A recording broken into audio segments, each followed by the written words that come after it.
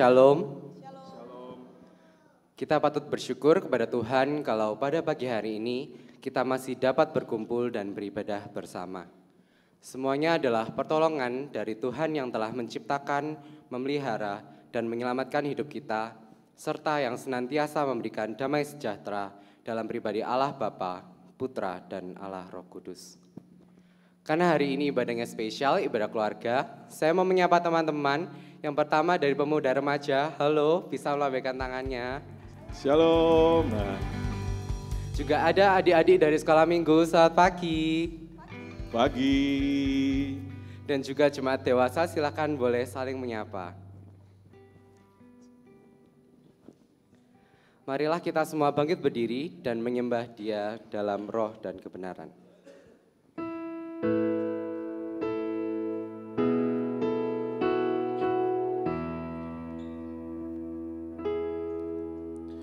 Nama Yesus termulia, tunduklah padanya. Kepadanya kau beri puji dan sembah padanya.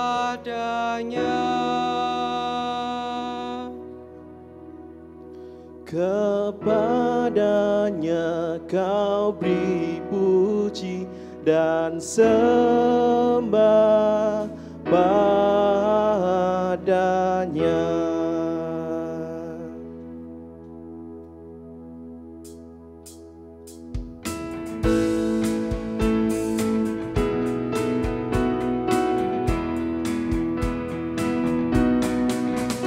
Nama Yesus termulia, tunduklah padanya. Kepadanya kau beri puji dan sembah padanya. Kepadanya kau beri puji dan sembah padanya. Hai yang berdosa, ingatlah siksa di Golgota.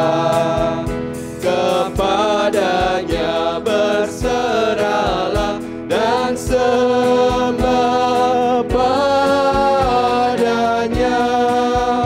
Kepadanya berserahlah dan sembah padanya.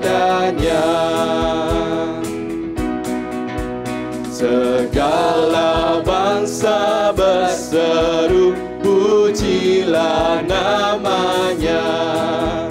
Muliakan Yesus Rajamu dan sembah padanya. Muliakan Yesus Rajamu dan sembah padanya. Hai Kristen, nyanyilah. Hai Kristen, nyanyilah. Haleluya, amin. Rajamu pujilah. Haleluya, amin. Padukan suaramu di depan Tuhanmu. Nyanyikanlah merdu. Haleluya, amin. Hatimu angkatlah. Haleluya, amin. Mari bersoraklah. Haleluya, amin. Tuhan sahabatmu tinggal bersamamu. Kasih-Nya pun teguh. Haleluya, amin. Sanjung muka alismu. Haleluya,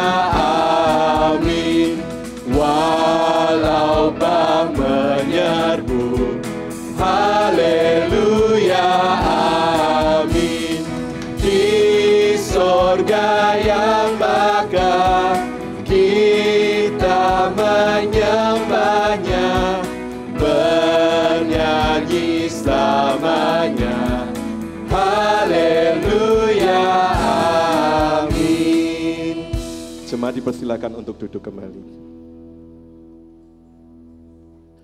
Marilah kita akan bersama-sama mengakui segala dosa dan kesalahan kita di hadapan Tuhan.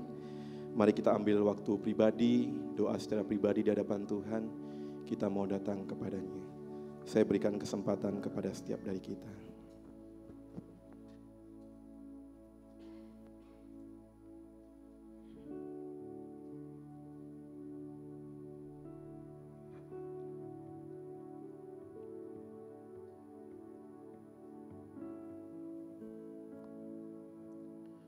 Tuhan, dengan kerendahan hati kami datang kepadamu.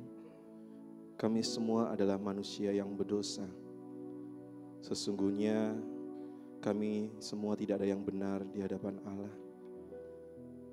Tetapi karena Yesus Kristus telah mati di atas kayu salib untuk kami manusia berdosa, kami diperdamaikan, kami dilayakkan.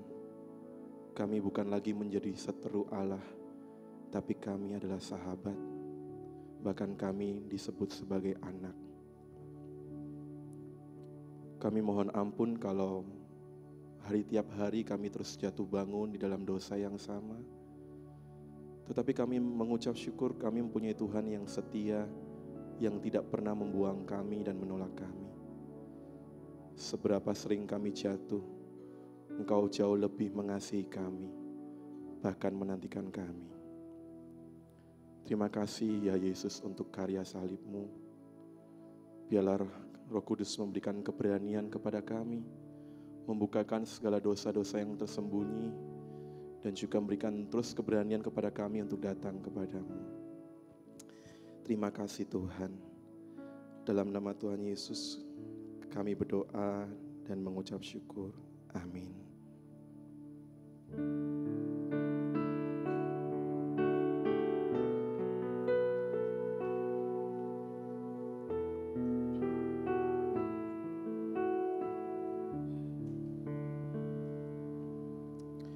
Tanda paku di kaki dan tangan, tanda cinta, tanda cinta, tanda tombak menusuk di pinggang, tanda cintanya Tuhan.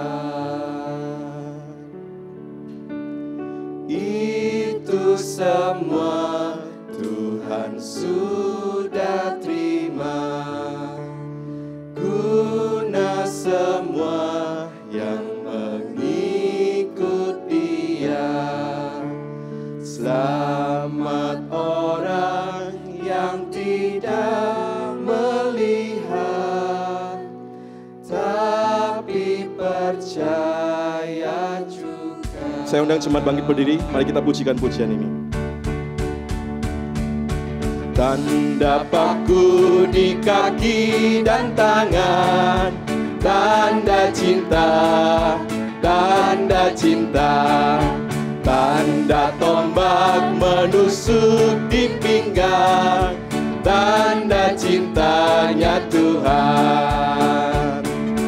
Itu semua sudah Tuhan terima, guna semua yang mengikut Dia. Selamat orang yang tidak melihat, tapi percaya juga. Yesus disalib karena cinta kita. Yesus disalib karena cinta saya, cinta saya, cinta saya. Yesus disalib karena cinta saya, dosa dihapuskan. Yesus disalib karena cinta kamu, cinta kamu, cinta kamu. Yesus disalib karena cinta kamu, dosa dihapuskan. Yesus disalib untuk kita semua. Yesus disalib karena cinta semua, cinta semua, cinta semua. Yesus disalib karena cinta, semua dosa dihapuskan. Hati-hati gunakan matamu, hati-hati gunakan matamu, karena Bapa di surga melihat ke bawah. Hati-hati gunakan matamu, hati-hati gunakan mulutmu. Amin. Hati-hati gunakan mulutmu. Amin. Karena Bapa di surga melihat ke bawah. Hati-hati gunakan mulutmu. Hati-hati gunakan telingamu. Hati-hati gunakan telingamu. Hati-hati gunakan telingamu, karena Bapa di surga melihat ke bawah. Hati-hati gunakan telingamu. Hati-hati gunakan tanganmu. Hati-hati gunakan tanganmu. Hati-hati gunakan tanganmu, karena Bapa di surga melihat ke bawah. Hati-hati gunakan. Hati-hati gunakan kakimu juga. Hati-hati gunakan kakimu.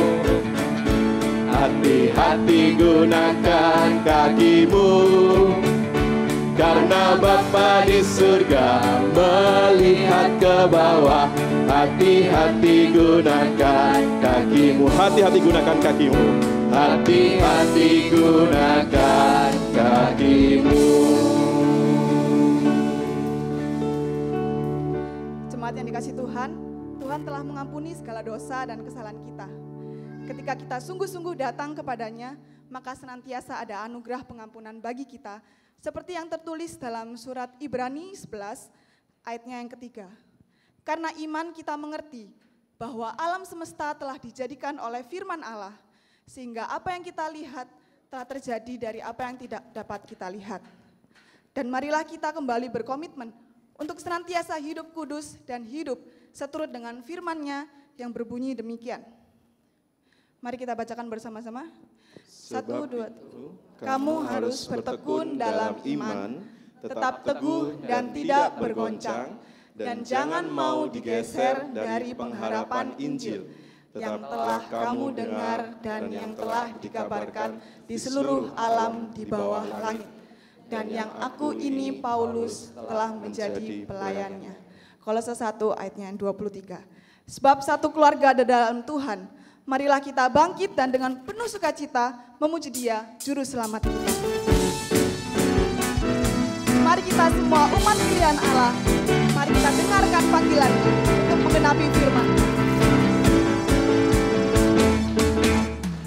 Mari kita semua umat pilihan Allah, dengarlah panggilannya untuk menggenapi firman-Nya. Sekaranglah waktunya, ku berdiri bagi bangsa ini. Mari maju umat pemenang. Mari kita semua umat pilihan Allah.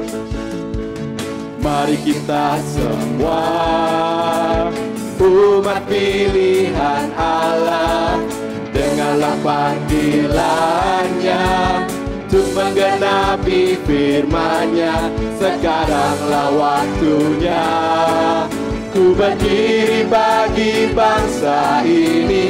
Mari maju umat pemenang. Ku kan bangkit, nyatakan kemuliaan-Nya. Ku kan bangkit, nyatakan kebesaran-Nya, sampai setiap lutut bertelur, semua lidah mengaku Yesus Kristus Dialah Tuhan, Raja segala raja. Dialah Raja.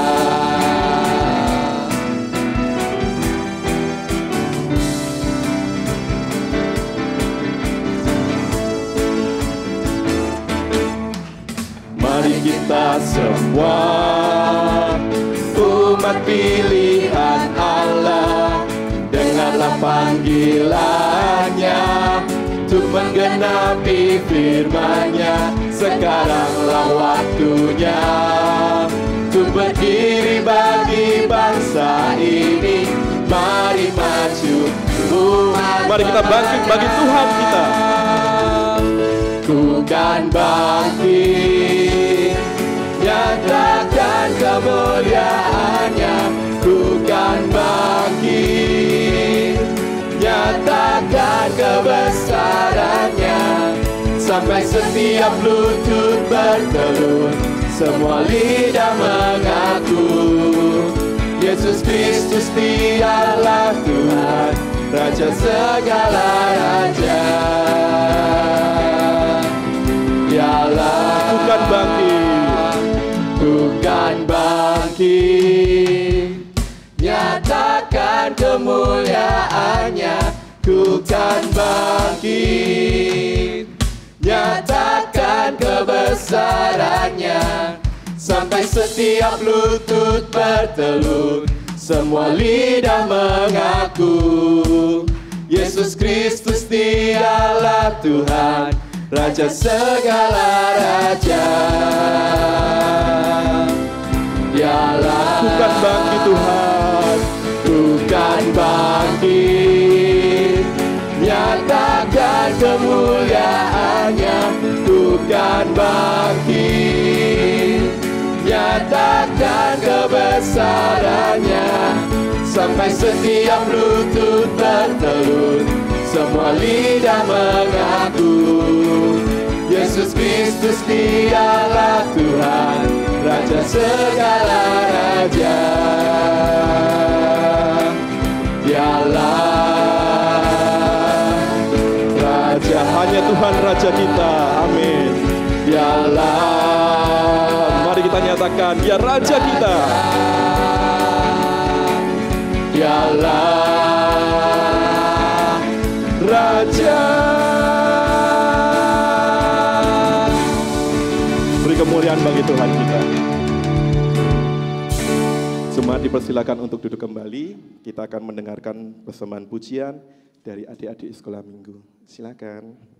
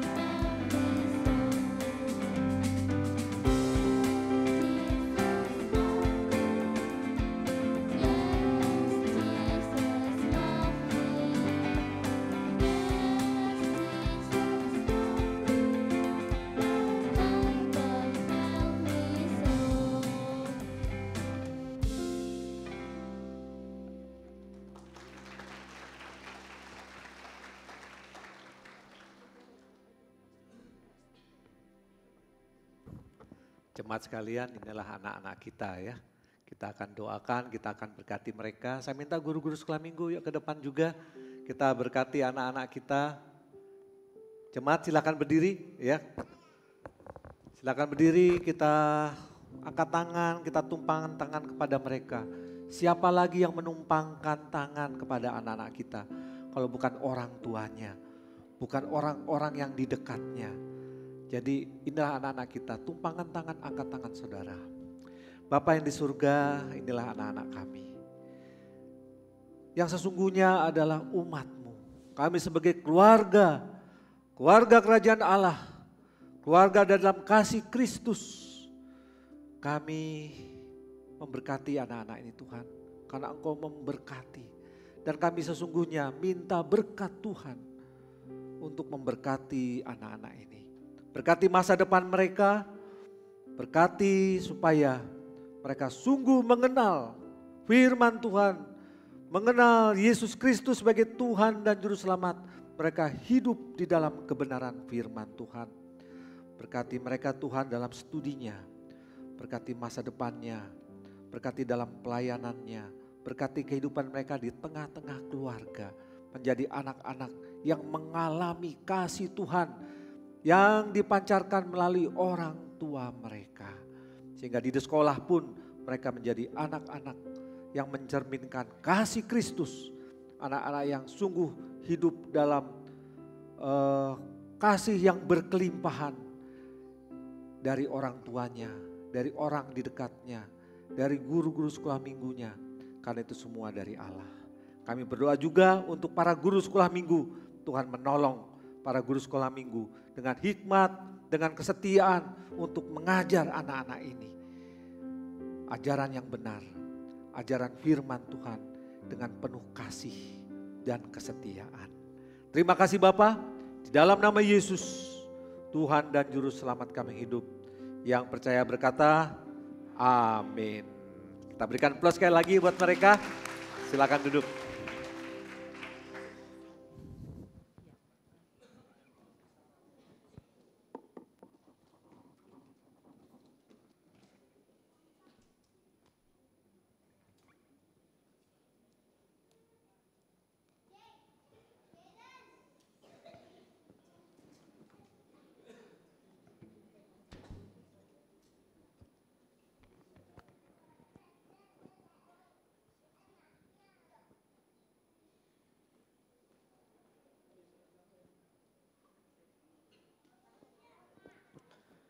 Marilah kita mempersiapkan hati dan pikiran kita untuk mendengarkan firman-Nya.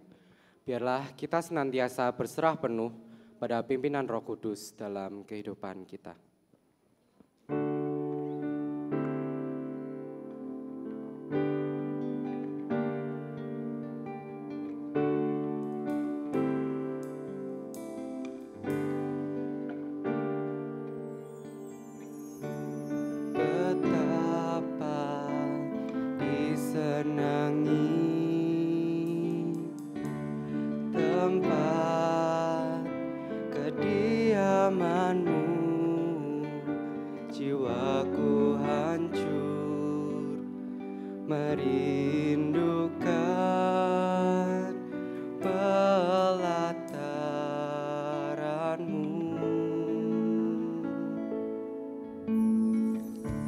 Satu yang ku pinta,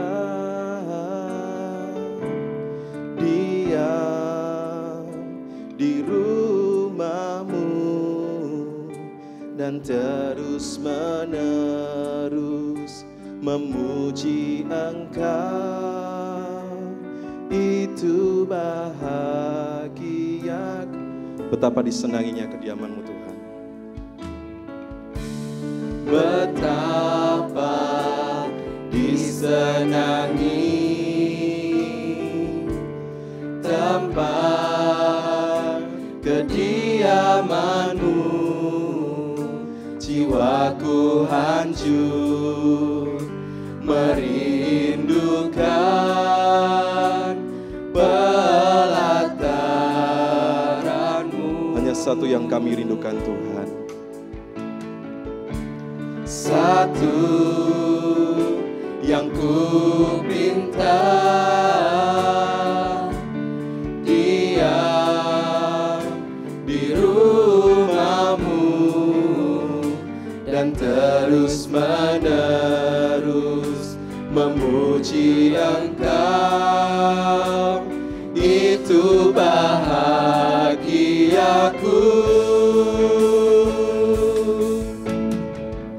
Lebih baik satu hari di hadirat-Mu daripada 1000 hari di tempat yang lain. Oh Yesusku, terimalah melodi ini yang mengalun hanya bagi-Mu, Rajaku. Betapa disenangnya kediaman-Mu Tuhan. Betapa disenangi tempat kediaman-Mu. Jiwaku hancur merindukan pelataran.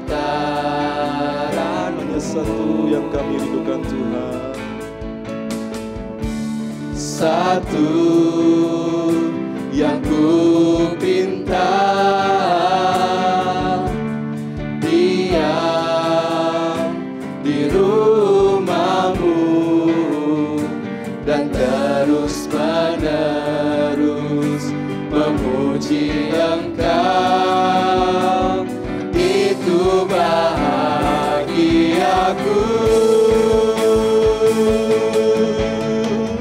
Lebih baik satu hari di hadirat-Mu daripada 1000 hari di tempat yang lain.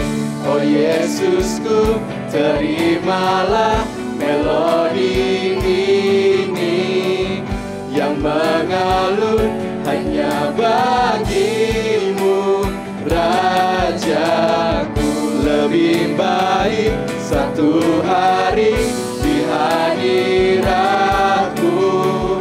daripada 1000 hari di tempat yang lain.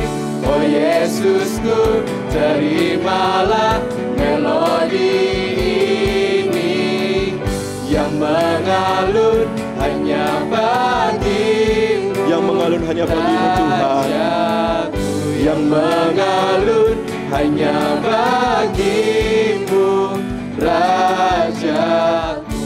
Saya persilakan kepada hamba.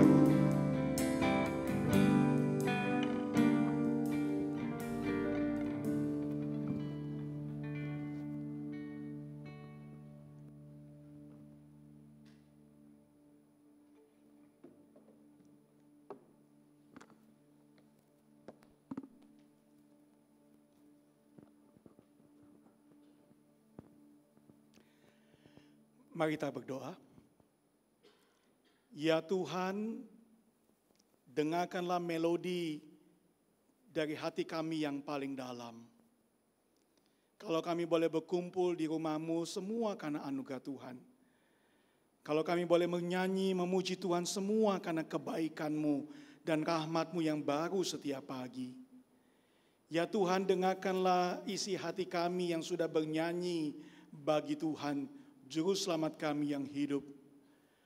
Dan saat ini ya Tuhan, dengarkanlah isi hati kami, memohon kepadamu, untuk kami boleh mendengarkan sabda kebenaran firman-Mu. Bicara pada kami Tuhan, kami anak-anak-Mu membutuhkan sabda-Mu, supaya hidup kami diterangi oleh kebenaran firman-Mu, dan jalan hidup kami boleh berjalan pada jalan-jalan-Mu. Luruskanlah jalan kami kalau itu serong Tuhan, sesuai dengan kebenaran firman-Mu. Karena itu ya Tuhan, bicara pada kami. Anak-anak-Mu ini sudah siap untuk mendengarkan. Pakai mulut bibir hamba yang terbatas ini untuk boleh menyampaikan isi hati-Mu bagi setiap keluarga, bagi setiap umat Allah, setiap anak-anak-Mu yang sudah datang beribadah kepadamu. Dalam nama Tuhan Yesus kami serahkan waktu ini. Amin. Selamat pagi Bapak Ibu Saudara sekalian, Shalom. Bersyukur pada Tuhan untuk kesempatan boleh bersama-sama saudara di dalam ibadah ini. Kita akan mendengarkan bersama sebuah pengurahan firman Tuhan dengan tema memperjuangkan iman dalam keluarga. Dan sebagai keluarga besar dari STT Saat yang bersama-sama dengan saudara di GKT, kami mengucapkan salam dari Pendeta Hari dan seluruh keluarga besar Saat kepada rekan-rekan GKT. Bersama-sama kita melayani Tuhan dan keluarga besar Kristus untuk boleh membawa lebih banyak jiwa datang kepada Tuhan. Saudara, pada pagi ini kita akan sama-sama merenungkan tema ini. Mari kita membuka firman Tuhan di dalam 2 Tawarik pasalnya yang ke-34. 2 Tawarik pasal yang ke-34. Nanti saudara bisa baca keseluruhan pasal ini karena ini pasal yang panjang, tapi saya akan membacakan pada saudara beberapa bagian di dalam bagian ini. 2 Tawarik pasal yang ke-34, demikianlah firman Tuhan.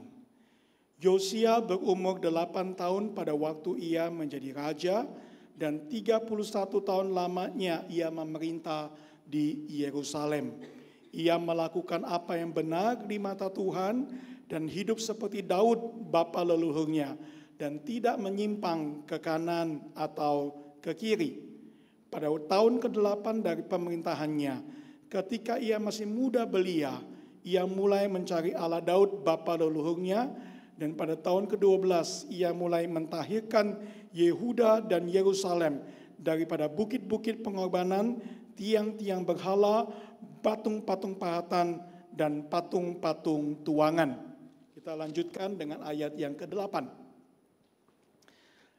Pada tahun ke-18 dari pemerintahannya, setelah selesai mentahirkan negeri dan rumah Tuhan, ia menyuruh Safan bin Asalia dan Maaseya, penguasa kota, serta Yoab bin Yoahas, bendahara negara, untuk memperbaiki rumah Tuhan Allahnya. Ayat ke-14, ketika mereka mengeluarkan uang yang telah dibawa ke rumah Tuhan, Imam Hilkia menemukan kitab Taurat Tuhan yang diberikan dengan perantaran Musa. Maka berkatalah Hilkia kepada Safan, panitera negara itu, "Aku telah menemukan kitab Taurat di rumah Tuhan." Lalu Hilkia memberikan kitab itu kepada Safan dan Safan membawa kitab itu kepada raja. Demikian jauh pembacaan firman Tuhan. Berbahagialah setiap kita yang membaca, merenungkan dan melakukan firman Tuhan di dalam hidup kita setiap hari.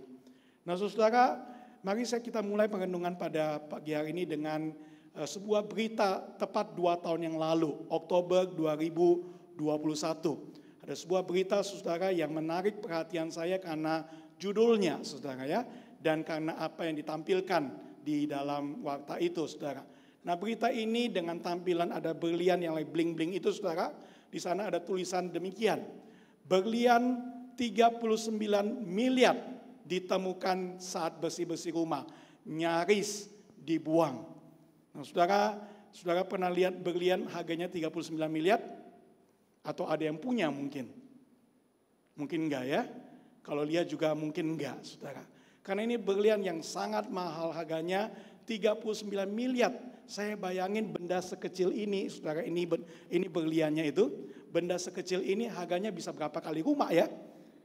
Saudara bisa melihat bahwa itu adalah benda yang sangat berharga.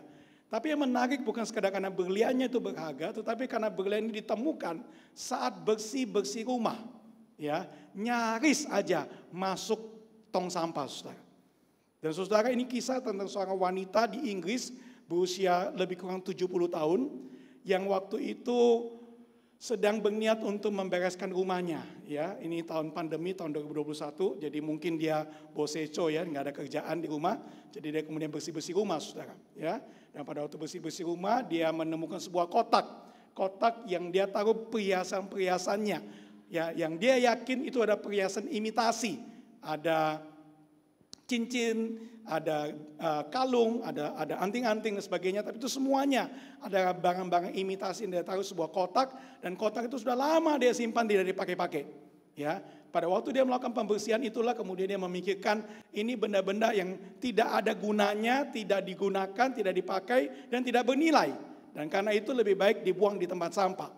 Nah saudara, pada waktu dia mau buang ke tempat sampah itulah ia kemudian bertemu dengan tetangganya. Menurut berita di dalam artikel ini, dan dikatakan waktu ketemu tetangganya itu kemudian dia mendapatkan nasihat dari tetangganya. Nasihat yang saya pikir dia harus terima kasih seumur hidup sama tetangganya ini. Ya, karena tetangganya bilang kepada dia, ngapain kamu buang? Ya, siapa tahu di sana ada benda berharga, you nggak tahu.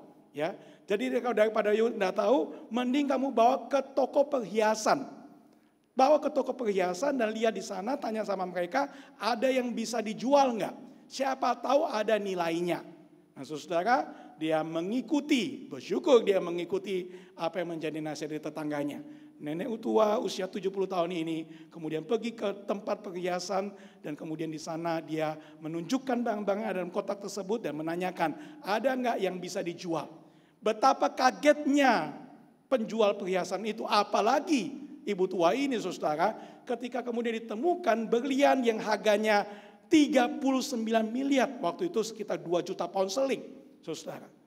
Ya, ada di dalam sebuah kotak, dan kotak yang sudah ada di rumahnya sedemikian lama dan dia tidak pernah gunakan, dia tidak tahu dia punya barang semahal itu.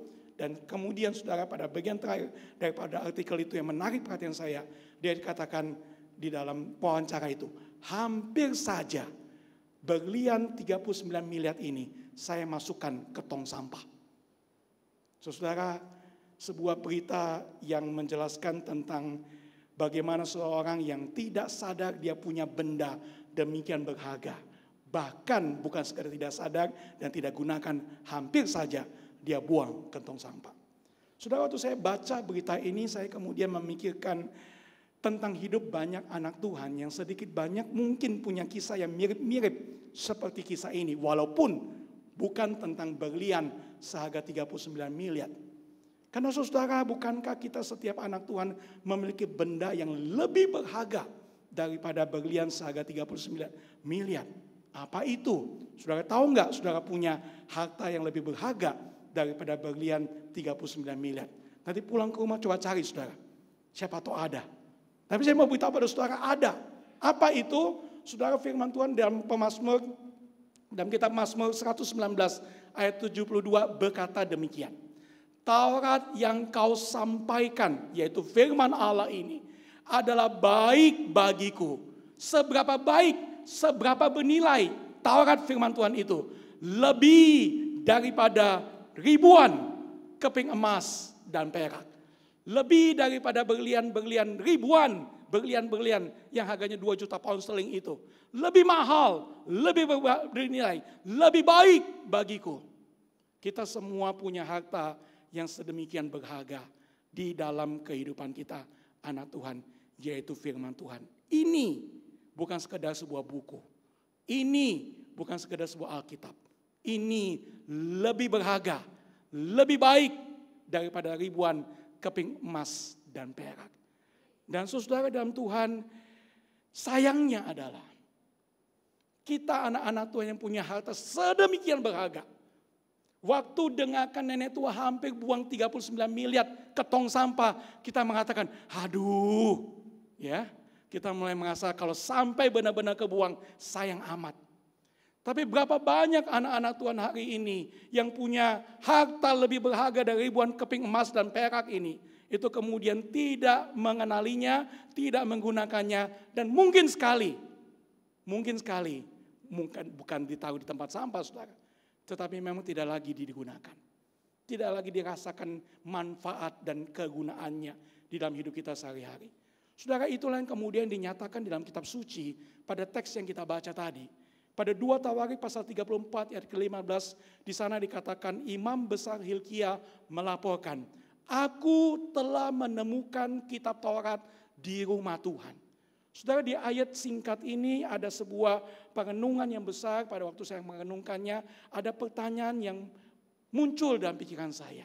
Kenapa ada kata menemukan di situ? Bukankah kitab Taurat itu memang seharusnya ada di rumah Tuhan? Bukankah di rumah Tuhan memang seharusnya diperdengarkan suara Tuhan melalui pembacaan kitab suci dan itu kemudian ditaati oleh setiap orang yang ada di dalamnya? Bukankah itu sesuatu yang wajar, normal dan biasa-biasa aja? Tetapi kenapa di sini ada kata ditemukan, saudara? Saudara, kata ditemukan tidak lain tidak bukan berarti bahwa di rumah Tuhan itu ada kitab Taurat. Tetapi yang ada di sana tidak lagi dibaca, tidak lagi direnungkan, tidak lagi diketahui bahkan keberadaannya. Dan saudara, berapa lama kejadian seperti itu muncul? Berapa lama kondisi ada kitab suci di dalam rumah Tuhan tetapi tidak disadari keberadaannya. Seperti berlian itu tidak disadari keberadaannya oleh sang pemilik nenek tua itu. Saudara, kalau kita baca di dalam pasal yang ke-33, kita akan temukan bahwa setidaknya saudara, dari zaman Raja Manasye, dilanjutkan pada zaman Raja Amon, sampai ditemukan pada tahun ke-18 dari pemerintahan Yosia, maka itu ada rentang waktu 75 tahun. Saudara, kitab Taurat itu ada di rumah Tuhan, tapi tidak disadari keberadaannya. 75 tahun, saudara. Bukan waktu yang pendek. Untuk bangsa Yehuda itu mengalami sebuah ironi besar. Mereka memiliki harta yang melebihi ribuan keping emas dan perak. Tetapi 75 tahun mereka tidak menikmati, bahkan menyadari keberadaannya. Bangsa Yehuda yang seharusnya punya kekayaan rohani yang begitu besar, menjadi bangsa yang miskin rohaninya. Oleh karena mereka tidak tahu mereka punya harta sedemikian berharga. Saudara, kalau kita lihat ironi besar ini, apakah ini munculnya hanya di rumah Tuhan? Dari mana mulainya, saudara? Nah, saudara, pada waktu saya merenungkannya, saya menemukan bahwa dalam konteks 75 tahun peristiwa di mana ironi ini muncul, kitab Taurat di rumah Tuhan tidak dirasakan dan tidak disadari keberadaannya. Itu tidak dimulai di rumah Tuhan. Tidak ujuk-ujuk di rumah Tuhan, tidak ada firman Tuhan. Tapi dimulai dari keluarga yang tidak lagi membaca, merenungkan, dan melakukan firman Tuhan dalam kehidupannya. Saudara, Manasye, Raja Yehuda, memerintah lama sekali selama 55 tahun. 2 Tawarik pasal 33 ayat kedua berkata demikian. Manasye itu, ia melakukan apa yang jahat di mata Tuhan. Ayat 6, ia melakukan banyak yang jahat di mata Tuhan, sehingga ia menimbulkan sakit hatinya. Ini raja yang jahat dan melakukan banyak hal jahat. Sampai kemudian Tuhan itu sakit hati, saudara. Sampai Tuhan itu tidak berkenan kepada dirinya. Tapi Tuhan yang sakit hati ini bukan Tuhan yang kemudian mengabaikan dirinya. Tuhan pada ayat 10 berkata, masih mau berfirman kepada Manasye. Masih mau memberikan kesempatan untuk Manasye mendengarkan firman Allah. Untuk bertobat, untuk kembali kepada jalan Tuhan. Tetapi ayat 10 berkata, Manasye tidak menghiraukan firman Tuhan itu. Saudara, inilah gambaran seorang pria, seorang kepala rumah tangga, seorang kepala negara yang hidupnya jadi jahat di mata Tuhan oleh karena satu hal, yaitu karena dia tidak menghiraukan firman Tuhan yang dipercakapkan dan diberitahukan kepada dirinya. Tapi saudara, Manasye yang sama sekali tidak menghiraukan firman Tuhan ini, itu ceritanya tidak berhenti sampai di sana. Segera setelah perikop Manasye, maka muncullah perikop mengenai anaknya Raja Amon. Dan perhatikanlah apa yang dikatakan di dalam Tawarik pasal 33 ayat 21 dan 22 ini. Amon berumur 22 tahun pada waktu ia menjadi raja, dan 2 tahun lamanya ia memerintah di Yerusalem. Perhatikan yang saya highlight. Ia melakukan apa yang jahat di mata Tuhan, seperti yang telah dilakukan Manasye ayahnya. Saudara, perhatikanlah Raja Amon ini yang masih muda itu, 22 tahun usianya.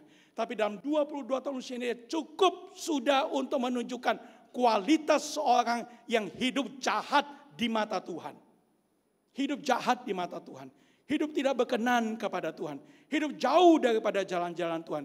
Dan Alkitab memberitahukan dengan jelas kepada kita, seperti yang dilakukan oleh Manasye ayahnya. Saudara, Jelas sekali di sini disebutkan bagaimana pengaruh Manasye yang tidak menghiraukan firman Tuhan itu. Tidak berhenti kepada dirinya sendiri, hidup jahat di mata Tuhan. Tapi itu menurun, saudara. Itu menurun kepada anaknya. Itulah kemudian kita katakan seperti yang dilakukan Manasye, ayahnya. Ayah yang sudah hidup dan teladan yang buruk. Ayah yang hidup tanpa takut akan Tuhan, tidak menghiraukan firman Tuhan, itu menurun kepada anaknya, Amon ini. Sehingga Amon juga hidup jauh daripada Tuhan. Saudara, sampai di sini saya ingin memberikan kepada kita sebuah aplikasi yang penting sekali buat kita. Sebuah peringatan besar buat keluarga-keluarga.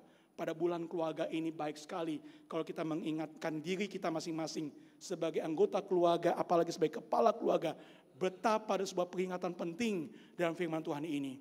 Kalau keluarga tidak lagi menghiraukan firman Tuhan, maka itu akan menular pada setiap anggota dalam keluarga.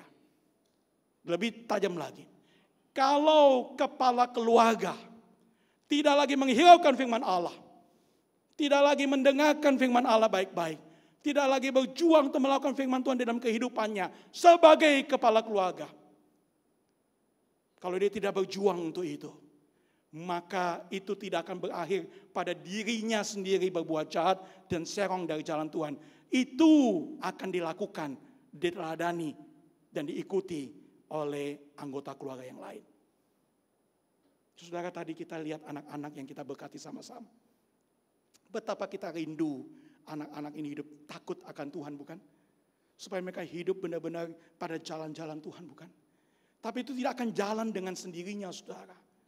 Firman Tuhan mengatakan itu perlu upaya daripada orang tuanya, daripada kepala keluarga secara khusus, untuk memperjuangkan iman itu di tengah keluarganya. Dan untuk memperjuangkan iman itu di tengah keluarganya, setiap kepala keluarga perlu memulai dengan membaca, merenungkan firman Tuhan, dan berjuang untuk melakukan kebenaran itu di dalam kehidupannya hari-hari.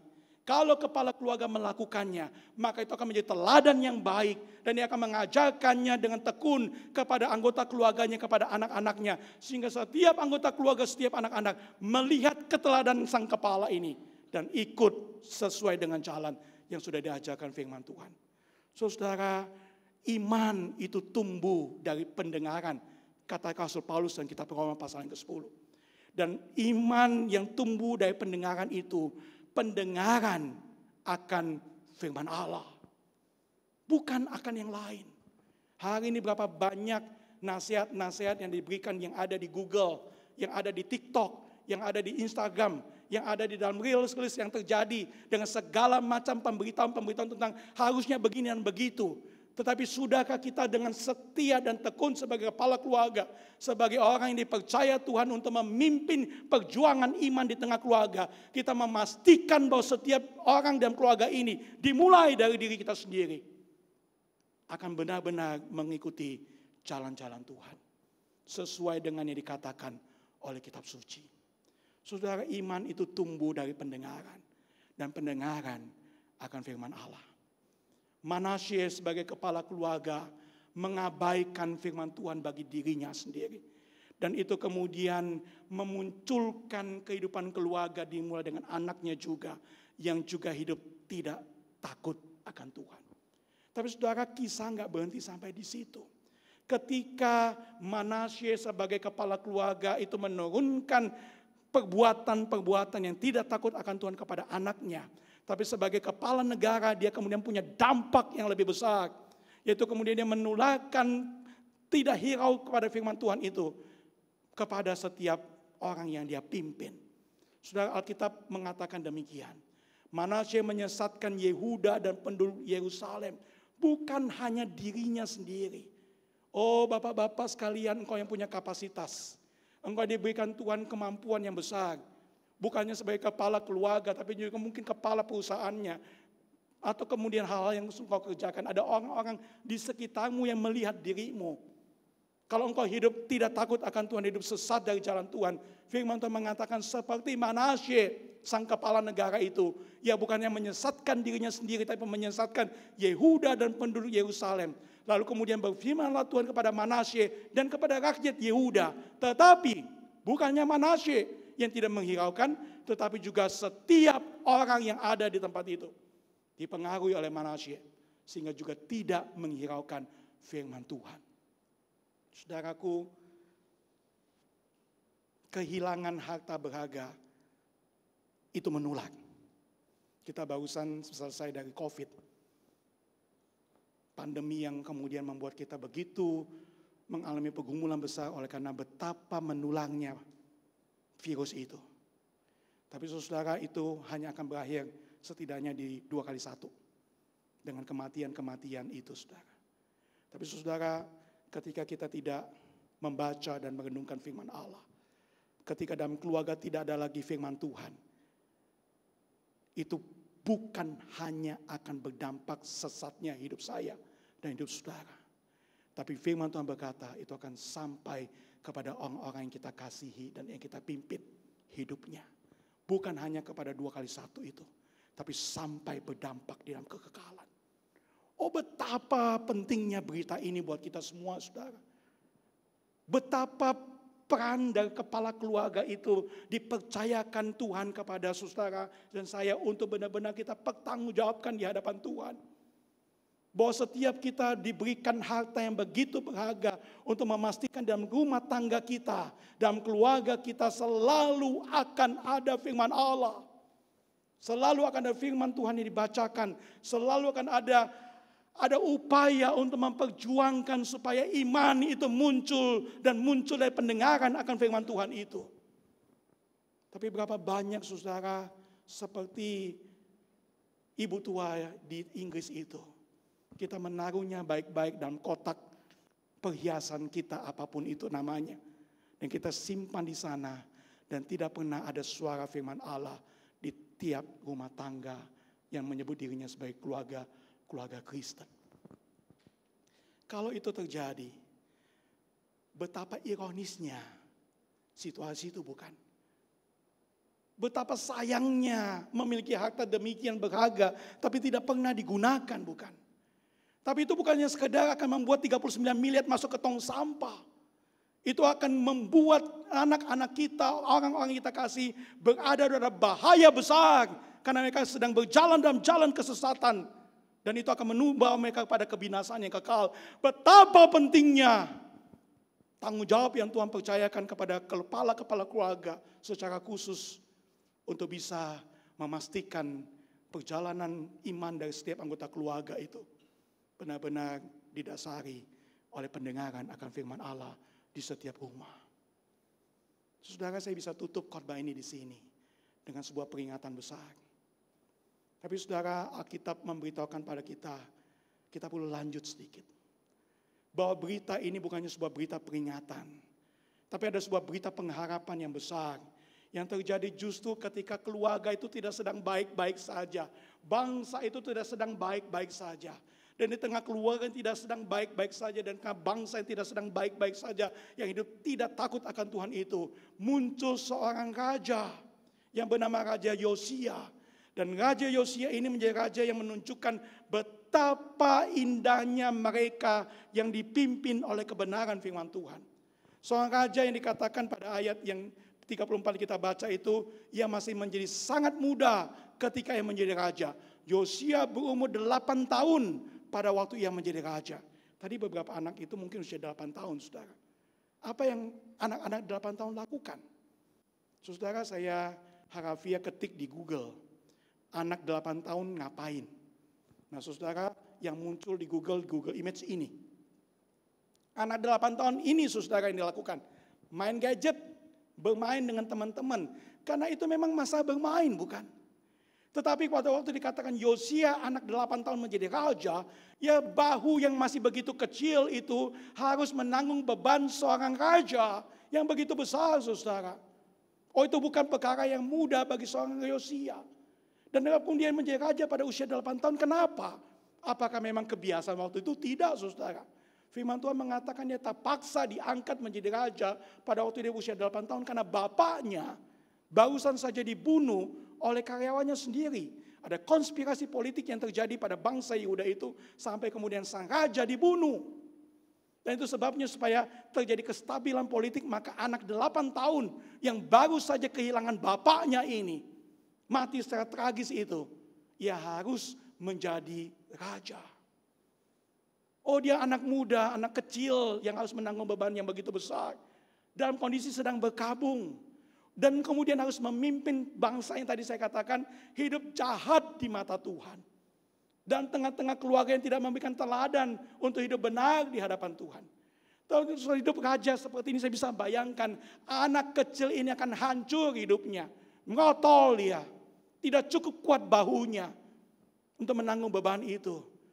Tidak cukup kuat hatinya untuk kemudian berjalan lurus di tengah-tengah pengaruh sedemikian besar daripada keluarga dan bangsa yang tidak takut akan Tuhan. Tetapi ini tidak biarkan terjadi begitu, saudara. Ayat yang kedua berkata demikian. Ia melakukan apa yang benar di mata Tuhan dan hidup seperti Daud bapa leluhurnya dan tidak menyimpang ke kanan atau ke kiri. Waktu saya baca ayat ini banyak pertanyaan muncul. Bagaimana bisa dia hidup benar di tengah ketidakbenaran keluarganya? Bagaimana dia bisa hidup tidak menyimpang ke kanan dan ke kiri sementara bangsanya hidup sudah jauh daripada Tuhan?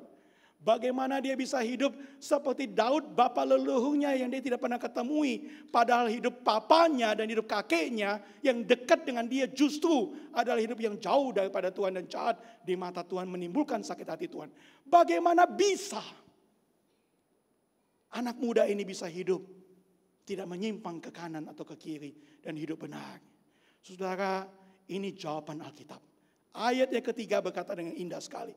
Pada tahun ke-8 dari pemerintahannya, ketika ia masih muda belia. Oh, saya suka ayat ini, saudara.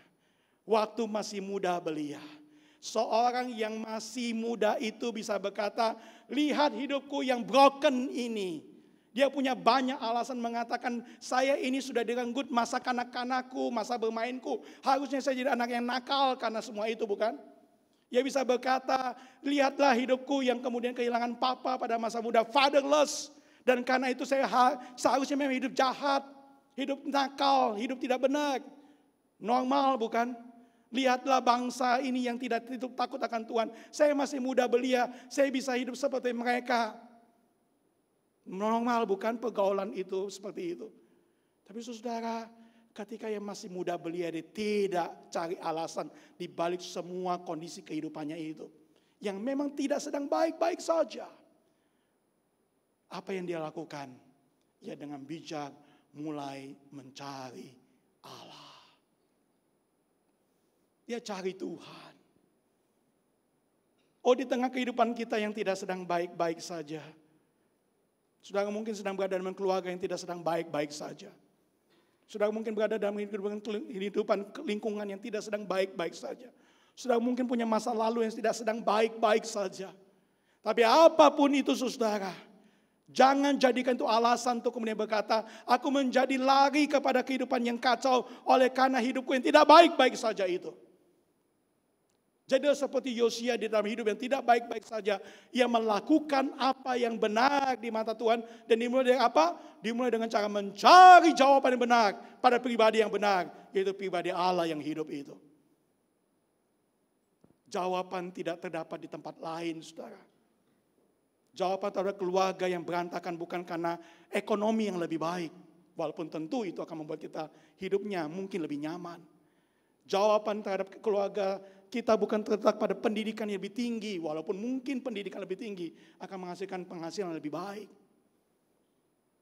Jawaban terhadap keluarga kita bukan karena sekedar kita berjuang dan mendapatkan kesehatan fisik yang baik, walaupun itu kita butuhkan untuk menjalani kehidupan ini. Jawaban terhadap hidup kita di tengah kerumitan hidup pada zaman yang bengkok ini, itu terletak kepada upaya kita untuk mencari Tuhan Allah yang hidup, Allah yang mengasihi, Allah yang menciptakan kita, Allah yang tahu apa yang terbaik bagi hidup kita, dan Allah yang memberikan firman Allah ini untuk menuntun jalan-jalan hidup kita. Saudara, ketika Yosia mulai mencari Allah Daud bapa leluhurnya itu, saudara, Allah yang dicari ini adalah Allah yang berkenan untuk ditemui. Allah yang kemudian berkenan untuk memberikan tuntunannya. Allah yang berkenan untuk kemudian membuat Yosia mendapatkan kembali harta berharga milik kepunyaan umat Tuhan, yaitu firman Allah yang hidup ini. Itu sebabnya saudara, pada waktu kita mulai membaca 2 Tawarik 34 dan 15, sekarang kita bawa ini pada berita pengharapan, bukan lagi sekedar berita peringatan. Pengharapan bahwa setiap anak Tuhan di tengah situasi yang hidup yang mungkin tidak sedang baik-baik saja, tapi kalau kemudian dia mencari Tuhan Allah, Tuhan akan berkenan ditemui dengan cara apa? Membuat kita bertemu dengan harta yang melebihi ribuan keping emas dan perak. Itu firman Allah yang hidup itu. Aku telah menemukan kitab Taurat kembali di rumah Tuhan. Dan itu yang kemudian membuat kisah Yosia berubah, bukan? Bagaimana pada pemerintahan Yosia itu reformasi bangsa Yehuda itu terjadi. Mereka kembali merayakan Paskah, mereka kembali mendengarkan firman Tuhan, dan hidup mereka kembali pada jalan-jalan Tuhan. Dengarkan apa yang menjadi cerita Alkitab dengan begitu indah dikatakan pada pasal 34-30. Pergilah raja ke rumah Tuhan setelah dia menemukan kitab suci ini, bersama-sama dengan semua orang Yehuda dan penduduk Yerusalem, imam, Lewi, orang awam yang besar maupun yang kecil. Lalu didengarkan mereka, ia membacakan segala perkataan dari kitab perjanjian yang ditemukan di rumah Tuhan itu. Firman Tuhan dibacakan kembali. Kepada siapa? Kepada semua orang. Saya senang kalimat itu, baik besar maupun kecil. Oh, tadi kita lihat ada anak-anak kecil kita yang juga sama-sama menyanyi memuji Tuhan. Dan mereka mendengarkan firman Tuhan, kita mendengarkan firman Tuhan. Saudara, betapa indahnya ketika besar dan kecil, keluarga demi keluarga, dipimpin oleh seorang pemimpin keluarga, pemimpin negara, yang kemudian membawa setiap anggota keluarganya, anggota yang dia dipercayakan Tuhan kepadanya untuk sama-sama membaca firman Tuhan dari Tuhan yang memberikan anugerah kehidupan itu. Dan ketika dibacakan firman Tuhan itu, dengarkan apa yang terjadi. Ayat 31. Sesudah itu berdirilah raja dari tempatnya, diikatnya perjanjian di hadapan Tuhan untuk hidup dengan mengerti Tuhan, yang tetap menuruti perintah-perintahnya, peraturan-peraturannya, ketetapan-ketetapannya dengan segenap hati, dengan segenap jiwa, dan untuk melakukan perkataan perjanjian yang tertulis dalam kitab itu. Lihat apa yang terjadi. Lihat bagaimana sang kepala negara itu dan kepala keluarga itu berdiri tegak di hadapan orang-orang yang dia pimpin. Saya mendoakan supaya nanti saudara sebagai kepala keluarga berdiri tegak di hadapan anak-anakmu, di hadapan pasanganmu, di hadapan anggota keluargamu, di rumahmu. Untuk kemudian berkata, aku mengikat perjanjian dengan Tuhan Allahku. Aku akan membaca firman Tuhan baik-baik. Aku akan melakukan perintahnya, peraturannya, ketetapannya dengan segenap hatiku, dengan segenap jiwaku. Aku, dimulai dari aku akan lakukan ini. Aku akan berjanji di hadapan Tuhan Allahku. Firman Allah akan menjadi penuntun langkah hidupku sebagai kepala keluarga. Sampai di situ selesai, ayat 32. Ia menyuruh semua orang yang berada di Yerusalem dan Benyamin ikut serta dalam perjanjian itu. Dan penduduk Yerusalem berbuat menurut perjanjian Allah, yaitu nenek Allah nenek moyang mereka. Saya berdoa supaya nanti saudara kepala-kepala keluarga yang kemudian berkata, aku mengikat perjanjian mulai dari diriku. Lalu kemudian kau mengundang setiap anggota keluargamu dan berkata, ayo sama-sama nikmati kebenaran firman Tuhan. Sama-sama baca firman Tuhan, sama-sama renungkan firman Tuhan, sama-sama berjuang melakukan firman Tuhan. Karena dari firman Tuhan itulah iman dalam keluarga ini akan terbentuk. Dan itulah yang menjadikan modal besar buat kita menjalani kehidupan kita sampai kepada kekekalan nanti. Saudara, ketika umat Tuhan dipimpin oleh kepala seperti ini, maka ayat 33 dengan begitu indah berkata, maka sepanjang hidup Yosia mereka tidak menyimpang mengikuti Tuhan Allah nenek moyang mereka.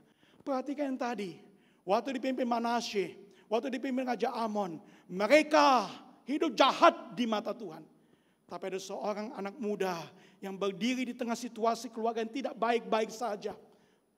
dan kemudian mencari Tuhan Allahnya, menemukan harta berharga milik kepunyaan umat percaya ini, dan kemudian membacanya, merenungkan, melakukannya, maka dampak yang dihasilkan, saudara, adalah mereka hidup tidak menyimpang dari jalan Tuhan.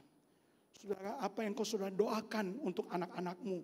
Apakah engkau berdoa supaya mereka hidup sehat-sehat saja? Baik sekali. Apakah engkau berdoa supaya mereka pintar dan kemudian berhasil dalam edukasi pendidikan mereka? Baik sekali. Apakah engkau berharap bahwa mereka kemudian bisa mendapatkan pekerjaan baik, ekonomi yang lebih baik? Baik sekali. Nggak ada yang salah dengan semuanya itu. Tapi kalau itu mereka dapatkan tanpa Tuhan, maka mereka sedang berjalan pada jalan kebinasaan, bukan? Oh, karena itu betapa pentingnya engkau sebagai kepala keluarga, suami istri, bergandengan tangan sama-sama, memastikan di tengah keluargamu yang terpenting dan terutama itu benar-benar akan diwariskan kepada setiap anak-anak kita. Iman yang timbul dari pendengaran, dan pendengaran akan firman Allah. Pertanyaannya, kapan terakhir firman Allah diperdengarkan di rumahmu? Kalau itu ditanyakan kepada bangsa Israel waktu itu, bangsa Yehuda ini sudah 75 tahun tidak lagi menikmati firman Allah. Saya berdoa itu tidak terjadi pada kita. Karena kita semuanya hidup dekat dengan Tuhan. Setiap kepala keluarga berjuang untuk memastikan pembacaan, perenungan, pelakuan firman Tuhan itu dilakukan di setiap rumah tangganya. Saudara, kalau itu yang terjadi, maka kita akan menjaga setiap anggota keluarga kita untuk hidup pada jalan Tuhan. Dengan apa seorang muda mempertahankan kelakuannya bersih, kata pemazmur. Di tengah zaman yang makin bengkok ini, di tengah segala macam hiruk pikuk dunia yang menawarkan segitu banyak hal yang bisa membuat jalan hidup anak-anak kita itu jauh dari Tuhan. Dengan apa orang tua mempertahankan kelakuan anak-anaknya bersih? Firman Tuhan dengan jelas mengatakan dengan menjaganya sesuai dengan firman Tuhan. Tidak mungkin kita pasang CCTV selalu pada hidup anak kita, bukan? Tidak mungkin kita jaga mereka 24 jam, bukan? Siapa yang perlu jaga mereka? Firman Tuhan ini. Tapi bagaimana mereka bisa menjaga hidup mereka berdasarkan firman Tuhan kalau kepala keluarga, dimulai dari kepala keluarga, tidak benar-benar memperhatikan dan memperjuangkan pendengaran akan firman Tuhan di tengah keluarganya. Saudara, tapi sebaliknya, kalau firman Tuhan ditemukan di tengah keluarga, kalau kepala keluarga mulai berdiri dengan tegak dan berkata, aku yang pertama-tama mengikat perjanjian dengan Tuhan Allahku, dan aku mengundang, aku mengajak, aku mendorong setiap anggota keluargaku, anak-anakku, mari sama-sama bergandengan tangan bersama, maju bersama, supaya kita hidup sesuai dengan jalan Tuhan. Dengarkan firman Tuhan, di situ akan ada Tuhan yang akan menuntun jalan hidup kita. Firman Tuhan ini akan menjadi pelita dan terang bagi jalan hidup kita dan keluarga kita. Jangan kehilangan harta paling berharga milik anak Tuhan dan keluarga-keluarga ini, saudara. Jangan seperti nenek tua yang kemudian hampir saja membuang harta berharganya yang cuma 39 miliar. Cuma, saudara. Dan benar-benar cuma. Karena harta kita itu jauh lebih banyak dari itu. Jangan sampai kita taruh ini di tempat yang tidak semestinya. Saudara, saya berdoa supaya di tengah-tengah keluarga apa yang dikatakan oleh kitab Amos ini akan muncul pada diri setiap keluarga. Sesungguhnya waktu akan datang, demikian firman Tuhan Allah. Aku akan mengirimkan kelaparan ke negeri ini pada setiap keluarga-keluarga. Bukan kelaparan akan makanan dan bukan kehausan akan air. Oh, berapa banyak keluarga yang sedang mencari makanan dan air itu. Tapi saya berdoa, saudara, tidak hanya mencari makanan dan air itu. Bukan tentang lapar dan haus itu saja. Tapi kemudian akan lapar dan haus akan mendengarkan firman Tuhan. Saya berdoa supaya saudara-saudara mengalami dalam keluarga saudara, dimulai dari kepala-kepala keluarga yang memperjuangkan supaya ada kelaparan dan ada kehausan akan mendengarkan firman Tuhan. Dan Tuhan berjanji, mereka yang lapar dan haus akan firman Tuhan. Tuhan Yesus sendiri berkata, berbahagialah mereka yang lapar dan haus akan kebenaran, karena mereka akan dipuaskan. Saya berdoa supaya setiap keluarga menjadi penuh di dalam Tuhan, dipuaskan di dalam Tuhan, karena saudara di dalam Tuhan benar-benar lapar dan haus akan firman Allah. Saya berdoa supaya saudara menjadi orang yang berbahagia, sama yang Tuhan Yesus katakan tentang definisi orang yang berbahagia. Orang yang berbahagia, kata Tuhan Yesus, adalah yang berbahagia itu mereka yang mendengarkan firman Allah dan yang memeliharanya. Lukas pasal 11 ayat 28. Yang memelihara firman Tuhan, yang melakukan dalam hidupnya. Terjemahan lain dikatakan put it into practice. Bukan hanya dengarkan, tapi kemudian lakukan di dalam tindakan-tindakan praktis hidupnya. Mereka yang lakukan itu, firman Tuhan mengatakan akan menjadi berbahagia. Bahasa Yunaninya makarios, berbahagia, happy, menjadi penuh berkat. Wajah makarios, wajah yang gembira itu. Saya berdoa supaya setiap anak-anak kita tadi wajahnya adalah wajah makarios, oleh karena papa mamanya makarios. Dan makarios oleh karena mereka membaca, merenungkan, dan put it into practice. Diikuti oleh setiap anak-anaknya. Saya berdoa supaya saudara-saudara, kita semua jadi orang-orang yang berbahagia. Karena kita tahu kita punya harta yang berharga ini. Saudara, saya mau tutup dengan apa yang saya alami 2 kali waktu kami tinggal di Beijing, saudara.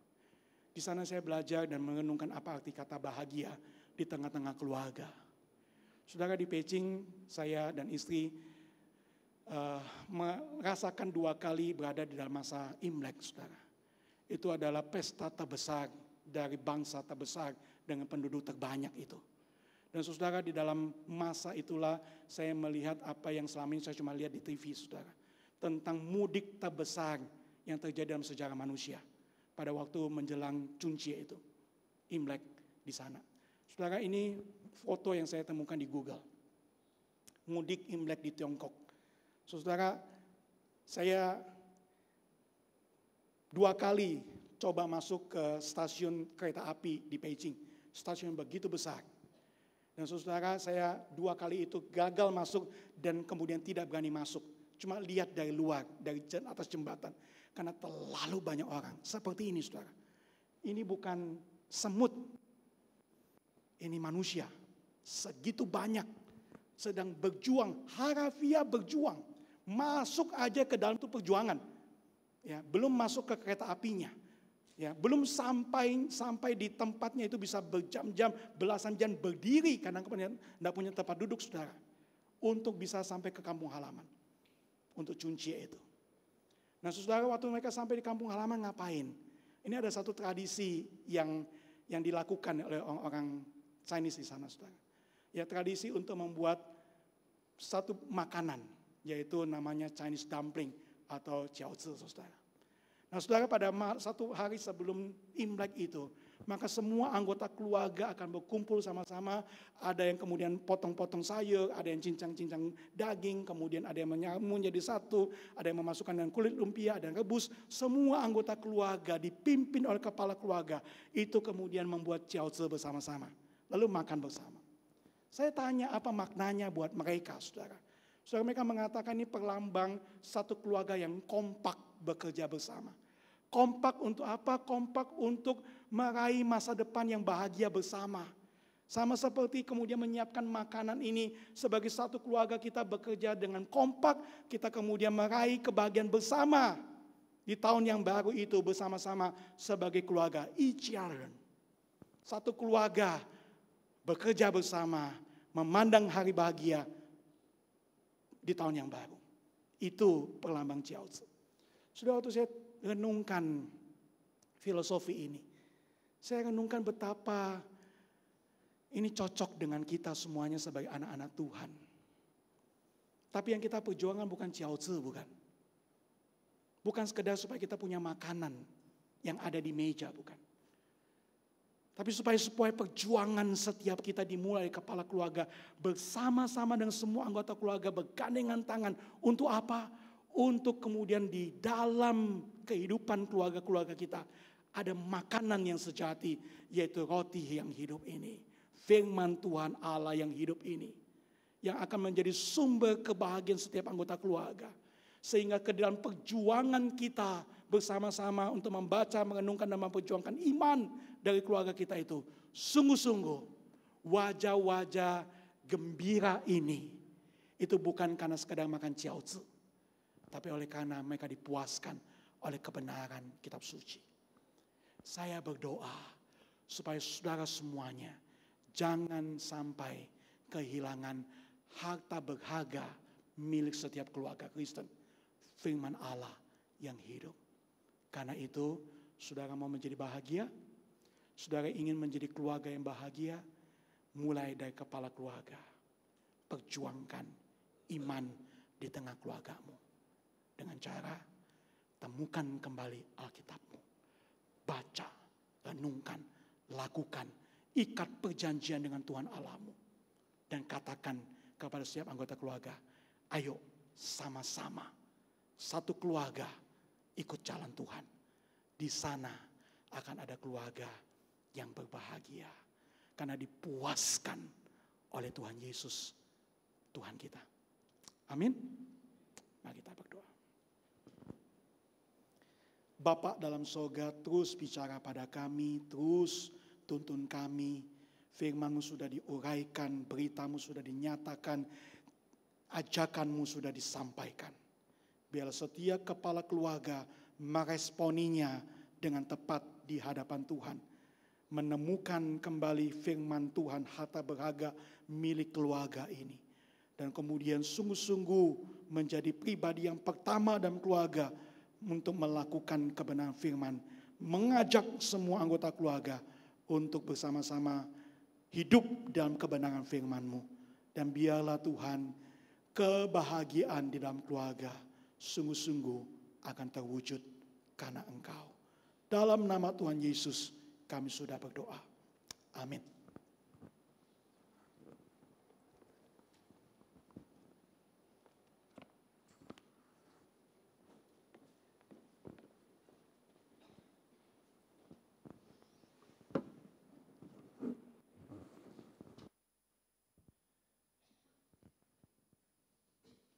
Shalom.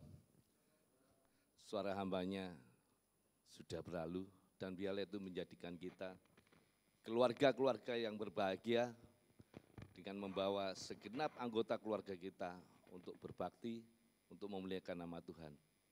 Saya bersyukur kalau pada pagi hari ini Tuhan izinkan saya untuk melayani di tempat ini.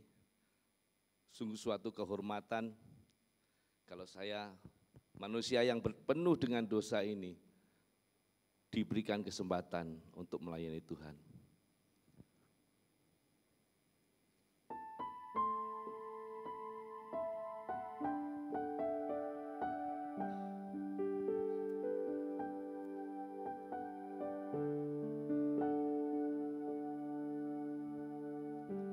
Tak selalu Tuhan menjawab doa, namun Dia beri yang terbaik di waktu yang tepat. Izinkanlah Tuhan untuk bekerja, yang mustahil menjadi mungkin oleh karena percaya. Yesus mendengar lebih dari yang kudoakan. Yesus menjawab lebih dari yang kuharapkan. Dengan caranya di waktu yang tepat, ku kan melihat Dia jadikan semua. Beri kemuliaan pada Tuhan kita Yesus Kristus. Jemaat sekalian, mari kita sama-sama menyanyikan lagu ini. Selalu Tuhan menjawab doa, namun Dia beri yang terbaik di waktu yang tepat. Izinkanlah Tuhan untuk bekerja, yang mustahil menjadi mungkin oleh karena percaya. Katakan, Yesus mendengar.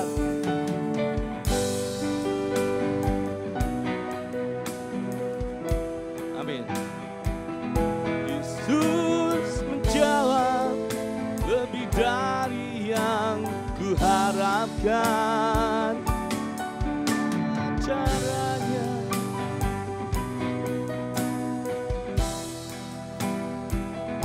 bukan melihat, Dia jadikan semua. Katakan, Yesus mendengar lebih dari yang kudoakan. Yesus menjawab lebih dari yang, dengan caranya di waktu yang tepat. Bukan melihat, Dia jadikan semua. Katakan sekali lagi, Yesus mendengar lebih dari yang kudoakan. Yesus menjawab lebih dari yang kuharapkan. Dengan caranya di waktu yang tepat.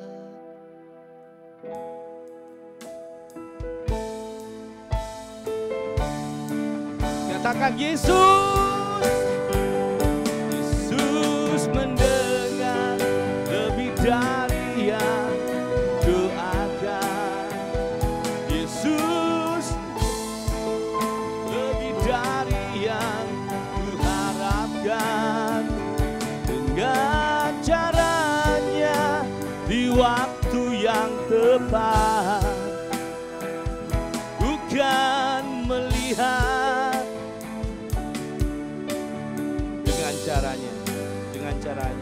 dengan caranya di waktu yang tepat. Ku kan melihat, Dia jadikan semua. Dengan caranya di waktu yang tepat. Ku kan melihat, Dia jadikan semua. Segala kemuliaan bagi Tuhan.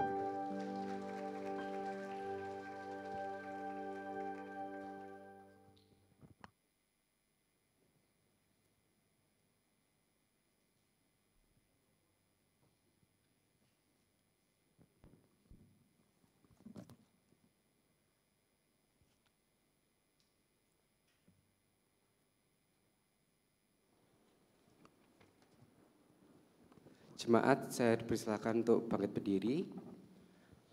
Marilah bersama dengan umat Tuhan di segala tempat, kita akan kembali mengakui iman percaya kita seturut dengan pengakuan iman rasuli yang berbunyi demikian. Aku percaya kepada Allah, Bapa yang Maha Kuasa, Khalik langit dan bumi, dan kepada Yesus Kristus, anaknya yang tunggal Tuhan kita, yang dikandung dari Roh Kudus, lahir dari anak darah Maria, yang menderita sengsara di bawah pemerintahan Pontius Pilatus, disalibkan, mati dan dikuburkan, turun dalam kerajaan maut. Pada hari yang ketiga, bangkit pula dari antara orang mati, naik ke surga, duduk di sebelah kanan Allah, Bapa yang Maha Kuasa. Dan dari sana Ia akan datang untuk menghakimi orang yang hidup dan yang mati. Aku percaya kepada Roh Kudus, gereja yang kudus dan am, persekutuan orang kudus, pengampunan dosa, kebangkitan tubuh, dan hidup yang kekal. Amin. Jemaat dipersilakan untuk duduk kembali. Marilah kita memberikan persembahan sambil memuji Tuhan dengan ketulusan hati kita.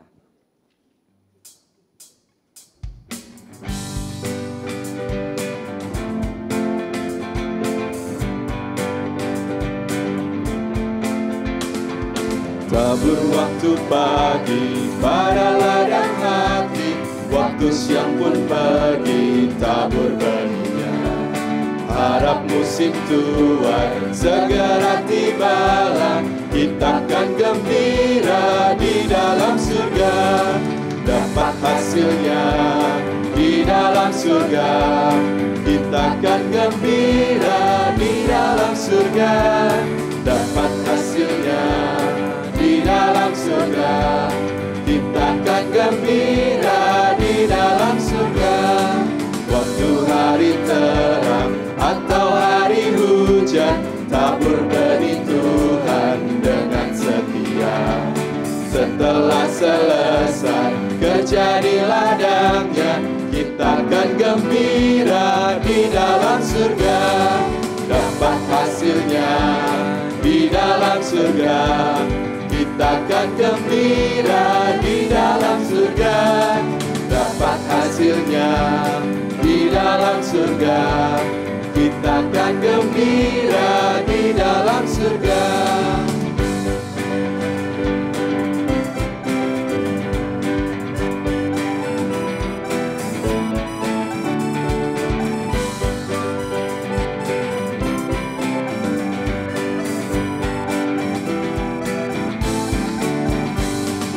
Tabur benih Tuhan dengan air mata, mungkin tak berbuah, Tuhan menerima. Masa tangis lalu kita akan mendapat berkat bahagia di dalam surga. Dapat hasilnya di dalam surga, kita akan gembira di dalam surga. Dapat hasilnya di dalam surga, kita akan kembali memujikan bait yang pertama. Tabur waktu pagi pada ladang hati, waktu siang pun pergi tabur benihnya. Harap musim tuai segera tibalah, kita akan gembira di dalam surga. Dapat hasilnya di dalam surga, kita akan gembira di dalam surga. Dapat hasilnya di dalam surga, kita akan gembira. Dapat hasilnya di dalam surga, dapat hasilnya di dalam surga, kita akan gembira di dalam surga. Dapat hasilnya di dalam surga, kita akan gembira di dalam surga.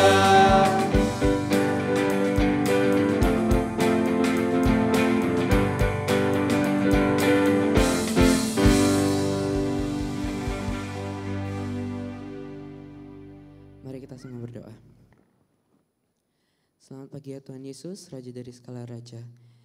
Terima kasih atas nafas kehidupan yang telah Kau berikan pada hari ini. Terima kasih atas berkat rahmat-Mu yang telah Kau berikan kepada kami semua. Tuhan, inilah rasa syukur kami. Hanya persembahan inilah yang dapat kami berikan untuk-Mu. Tuhan, kami berdoa semoga persembahan ini dapat membantu dalam perkembangan gereja ini sampai seterusnya, dan dapat membantu mereka yang membutuhkan bantuan gereja ini Tuhan. Tuhan, hanya inilah doa kami. Amin.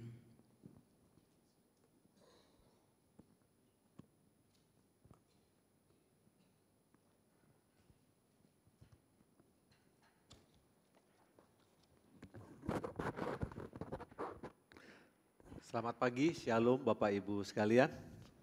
Gimana kabarnya? Baik-baik semua? Amin ya. Baik, atas nama gereja saya menyambut Bapak Ibu sekalian dalam ibadah pada pagi hari ini. Kiranya ibadah ini sungguh ibadah yang memuliakan Tuhan. Mungkin dari Bapak Ibu sekalian ada yang baru pertama kali hadir berbakti bersama-sama kami di tempat ini. Bisa angkat tangan sejenak. Sebelah kanan saya ada? Tidak ada? Sebelah kiri saya? Oh baik, Silakan berdiri. Yuk, kita berikan aplaus ya. Terima kasih atas kehadirannya. Kiranya Tuhan memberkati. Oh iya, saya lupa. Ucapan terima kasihnya belum selesai. Terima kasih Bapak Pendeta Michael Teng yang sudah menyampaikan firman Tuhan. Kiranya Tuhan memberkati. Bapak Pendeta Michael Teng adalah tadi sudah dikatakan salah satu staf pengajar di Sekolah Teologia Saat Malang. Dan beliau di sana mengajar bidang apa ya Pak ya? Pertumbuhan, misi dan pertumbuhan gereja. Jadi kalau mau ngomong tentang misi, ini ada ketua misi di sini, bisa ngomong sama Bapak Michael Teng gitu ya. Dan juga didampingi sama Ibu Meli, mana Ibu Meli istrinya? Oh itu, silakan berdiri Bu. Ya, ini jauh di belakang ya, berikan aplaus. Betul Pak, istrinya Pak ya? Betul ya, oke. Jangan-jangan yang berdiri lain diakui istrinya. Baik, istri yang setia mendampingi Pak Michael dalam pelayanan. Salam kepada Bapak Hari, Ketua Saat, dan segenap Sivitas Akademika di Saat dari GKT Citaraya, karena kita memiliki persaudaraan di dalam kasih Tuhan, hubungan yang baik. Terima kasih juga kepada tim remaja ini, tim remaja ya. Mereka sudah melayani dari pagi sampai siang, sore enggak ya? Dengan bagus sekali dan kita berikan aplaus ya. Karena mereka ini latihannya luar biasa. Ya, mereka kompak sampai menerima persembahan pun dari remaja ini karena kasih Tuhan, berkat Tuhan. Remaja-remaja hari Minggu datang ke gereja. Itu adalah suatu sukacita buat kita semua. Terima kasih juga kepada solois kita, Pak Bing ya namanya ya. Nah ini dia, kalau sering-sering nyanyi saya nggak akan tanya namanya lagi, pasti sudah hafal. Terima kasih, ini yang pertama, saya pikir saya harap ada yang kedua, ada yang ketiga Pak. Terima kasih atas pelayanannya hari ini, kiranya Tuhan memberkati. Terima kasih atas segenap yang jemaat yang sudah terlibat dalam pelayanan pada hari ini. Ada beberapa pengumuman, yang pertama, persembahan persepuluhan, ayo kita siapkan. Minggu depan adalah hari pertama, minggu pertama kita persiapkan persembahan dan perpuluhan kita. Dan juga persembahan Natal, amplopnya sudah disebar. Rangkaian acara Natal itu 100 juta rupiah biayanya. Ayo kita dukung dalam doa, dalam dana, dalam support yang kita bisa lakukan. Kita doakan. Lalu Persekutuan Pasutri ya. Tanggal berapa ini? 17 November ada Persekutuan Pasutri dan juga ada Natal Pasutri. Nah ini yang penting saudara, tanggal Natal Pasutri itu 8 Desember. Dan panitia Natal Pasutri sudah menyiapkan souvenir bagi yang datang. Dan yang mendaftar. Karena souvenirnya berupa kaos ya. Kaos istimewa kaosnya, bukan kaos ecek-ecek. Daftar. Dan hanya 2 minggu saudara, karena cepat dicetak, ada logonya, ada ukurannya. Jadi silakan daftar sekarang untuk apa? Dibuatkan kaosnya, ya. Bagaimana kalau saya tidak mendaftar tapi datang? Silakan. Tapi nanti nggak dapat kaos, karena kita nggak menyediakan kaos yang ukurannya all size, nggak ada, sesuai dengan ukuran badan, ya. Silakan mendaftar, booth-nya sudah ada di sana. Hari Rebo kemarin ada ceramah tentang gula darah.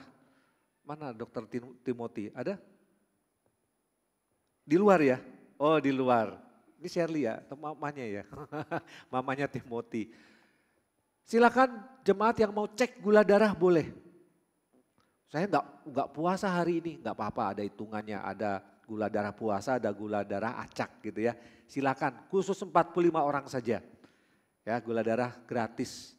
Dan saya harap gereja kita sudah ada pelayanan tensi, ada pelayanan gula darah. Saya harap gereja ini kelak satu saat ada klinik ya untuk melayani orang-orang jemaat dan juga di sekitar kita, masyarakat di sekitar kita, menjadikan gereja ini berkat Bapak Ibu. Amin saudara.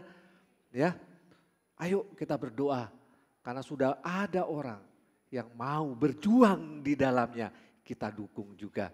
Jadi bukan hanya pelayanan rohani, tapi juga pelayanan secara kesehatan jasmani. Ada juga ini Natal masih Natal ini ya.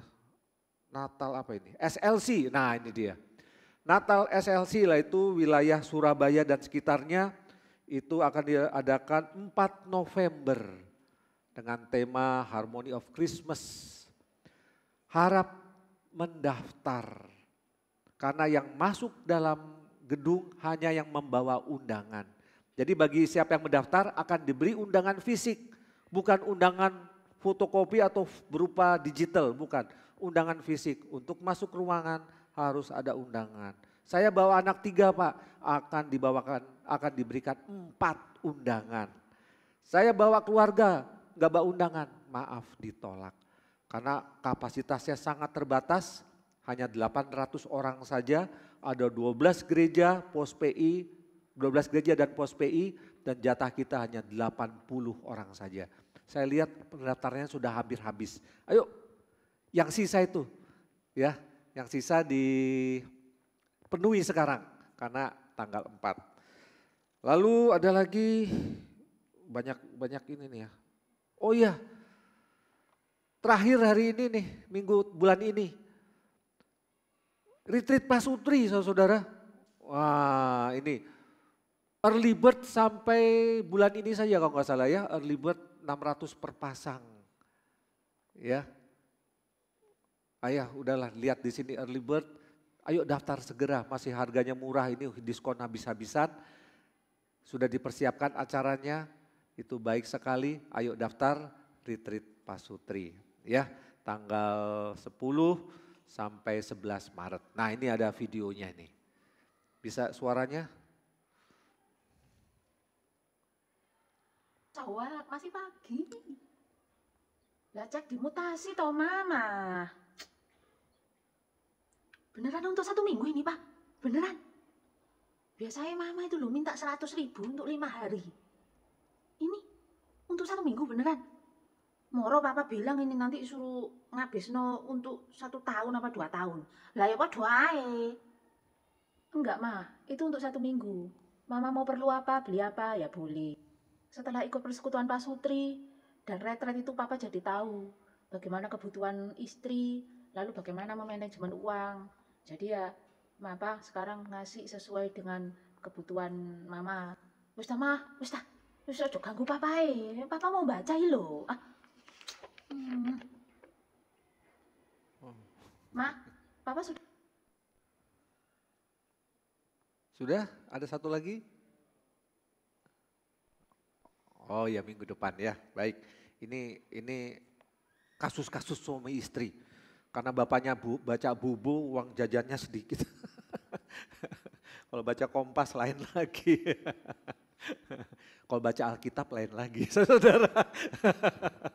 Bergantung bacaannya. Ya itulah kehidupan suami istri ya. Nanti di retreat ada kesaksian, ada firman Tuhan. Kita akan menggali, mengupas masalah suami istri untuk kebaikan kita bersama. Ada lagi yang tak tertulis di sini, rapat kerja komisi-komisi dengan majelis pada tanggal 19 November. Ya, rapat kerja setiap komisi mempersiapkan rencana kerja dan anggaran untuk tahun 2024. Kita akan rapat bersama tanggal 19 November 2023 setelah kebaktian ibadah kedua selesai. Perpustakaan, ayo membaca firman Tuhan dan juga ditunjang dengan bacaan-bacaan yang berkualitas. Silakan datang ke perpustakaan gereja. Mari kita berdoa. Bapa yang di surga, terima kasih dan biarlah hari ini kami sungguh mengalami kasih dan anugerah Tuhan. Dan kasih itu melimpah dalam hidup kami. Kami boleh bagikan kepada orang-orang yang belum menerima kasih Bapa. Dan biarlah firman Tuhan hari ini memenuhi hati kami.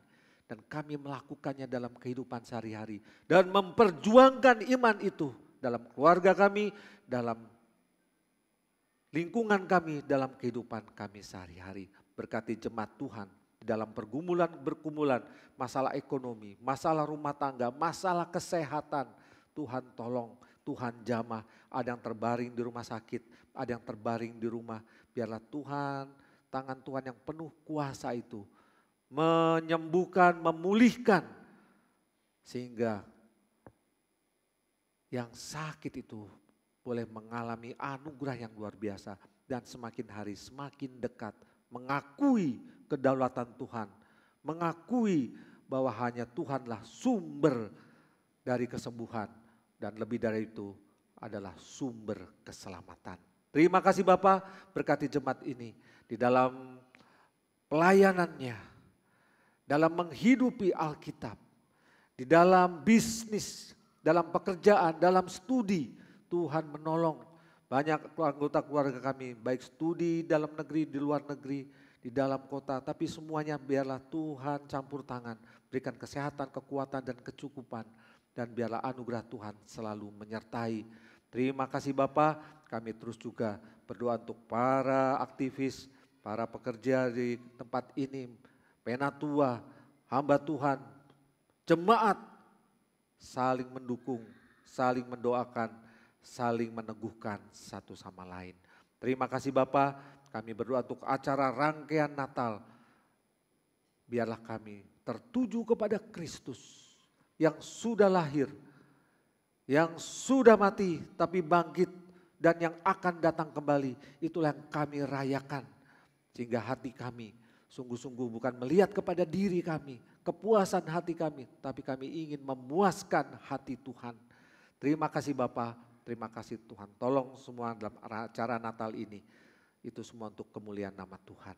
Berkati bangsa dan negara kami, Tuhan tolong juga dalam menghadapi masa-masa pemilu, masa-masa pemilihan para pemimpin, khususnya presiden dan wakil presiden.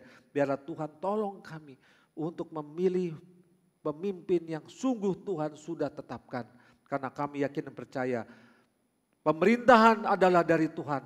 Dan Tuhan tidak tinggal diam. Dan Tuhan berdaulat atas segala pemerintahan di seluruh dunia. Dan di Indonesia juga. Terima kasih Tuhan, terima kasih. Kami serahkan seluruh doa ini dalam tangan kuasa Tuhan yang penuh kasih itu. Dalam nama Yesus kami berdoa. Amin. Jemaat silakan berdiri. Kita akan puji dan muliakan Allah Tritunggal, Allah Bapa, Allah Anak, dan Allah Roh Kudus. Doksologi.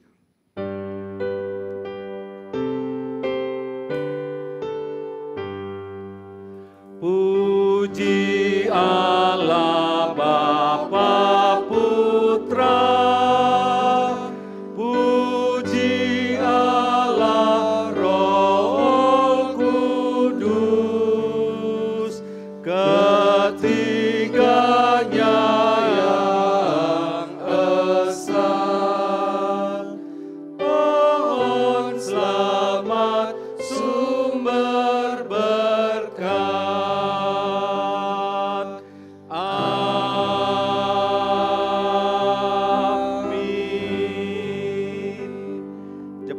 Pulanglah dan biarlah firman Tuhan selalu engkau perkatakan dalam keluargamu dan engkau memperjuangkan iman di dalam kehidupanmu di tengah-tengah keluargamu dan terimalah berkat Tuhan.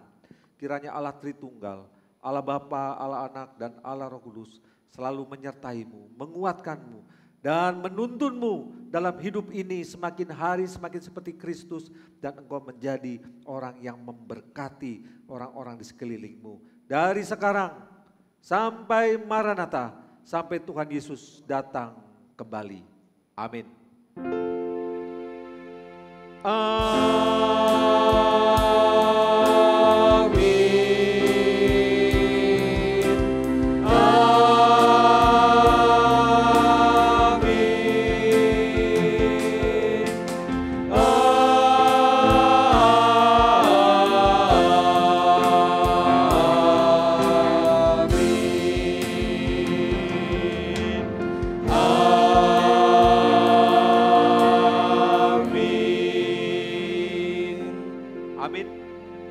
Ibadah selesai, silakan duduk. Saat teduh Tuhan Yesus memberkatimu.